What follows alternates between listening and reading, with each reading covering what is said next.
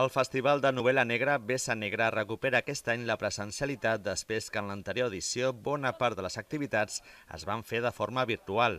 La Biblioteca de la Bòbila, que se suma un any més a la cita pels amants del gènere negre, ha decidit, però, aprofitar les potencialitats del format virtual. I aquest any el que hem fet, d'alguna manera, és aprofitar aquesta experiència i oferir dues activitats en format virtual, mantenir-ho. O sigui, tot volem que es faci aquí, presencialment, pensem que és molt positiu, que ens tornem a trobar i està, però també n'hi ha coses bones del format virtual. D'aquesta manera es farà una conversa virtual amb l'escriptor gallec Diego Ameixeiras i els clubs de lectura també seran a distància. El que torna en format presencial és el cicle de cinema negre tots els divendres de febrer, en aquesta ocasió dedicat a Ida Lupino.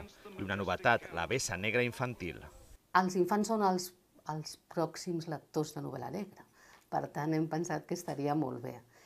Hem fet dues activitats, un cicle de cinema, que és una pel·lícula per més petits i una altra per més grans, i el club de lectura que tenim nosaltres en veu alta, doncs el que faran serà llegir aquests llibres del Sherlock Holmes, que els agraden molt i que també és una manera d'iniciar-se amb el gènere. Durant tot el mes es pot visitar també al hall del Centre Cultural La Bòbila una exposició documental sobre George Simenon i també es pot participar a un concurs sobre finals de novel·la negra. I encara una última activitat, una ruta literària per Ciutat Vella sobre l'impacte de la dona a la novel·la negra. Aquí, però, caldrà que us apunteu a la llista d'espera perquè ja està completa.